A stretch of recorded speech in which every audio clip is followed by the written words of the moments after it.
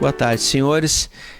Bom, até hoje não se descobriu exatamente a origem da doença de Alzheimer, né, da demência de Alzheimer. Nós temos várias hipóteses, inclusive vários achados anatomopatológicos em cérebros de indivíduos que foram submetidos à necrópsia, análises, né, de exames de líquor, análises de exames de imagem. No entanto, uma causa específica não foi encontrada. Bom, é importante saber duas coisas a respeito da doença de Alzheimer, né? Dois termos anatomopatológicos. Que são as placas senis, né? que são depósitos de uma proteína chamada beta-amiloide, mas é uma proteína não funcional. É uma proteína que, ao invés dela ajudar em alguma coisa, ela se deposita no tecido cerebral e ela vai lesando outras células. E a outra substância ou a outra característica anatomopatológica são os emaranhados neurofibrilares. Bom, nisso eu queria tecer um comentáriozinho. Os axônios, né, que são os prolongamentos dos neurônios, que são as células do cérebro, eles funcionam através de microtúbulos, né? Microtúbulos são as estruturas que mantêm esses axônios intactos. Existe uma proteína chamada Tau, TAU mesmo, que ela mantém esses microtúbulos unidos.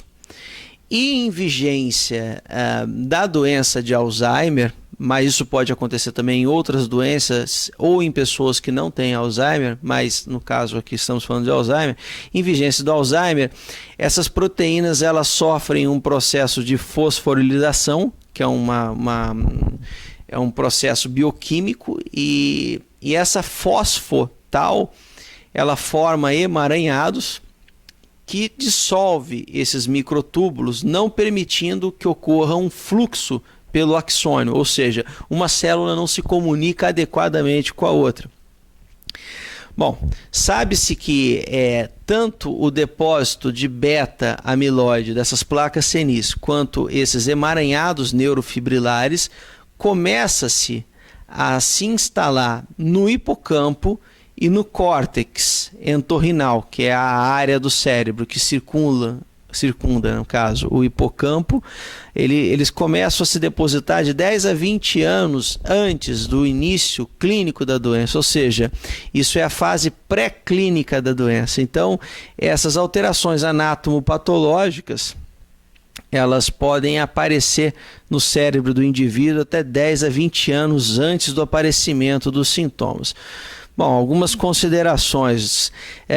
Fizeram necrópsias já de vários indivíduos que não eram portadores de Alzheimer e esses indivíduos possuíam essas alterações anatômicas, anatomopatológicas, ou seja, as placas e os emaranhados. Então, não se sabe exatamente, né, qual que é a função exata dessas estruturas na doença. Existem várias hipóteses muito bem elaboradas, mas existe muita dúvida ainda a respeito disso. Dentro de outras alterações, nós temos estresse oxidativo, nós temos a diminuição da liberação de acetilcolina, né, de uma região que a gente chama núcleo basal de Meynert e a banda diagonal de Broca para regiões do hipocampo e do neocórtex. O neocórtex é a parte mais nova do cérebro. E uma série de outras alterações, antioxidantes, problemas oxidativos, problemas inflamatórios. E todas essas alterações podem estar associadas ao desenvolvimento da doença.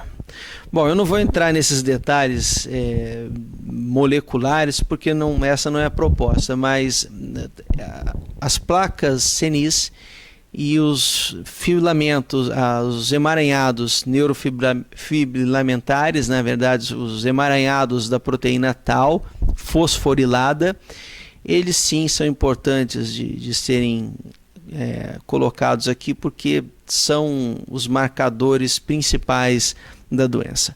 Bom, nas próximas apresentações nós iremos adentrar um pouco mais no assunto para quem tem interesse. Tenham uma boa tarde.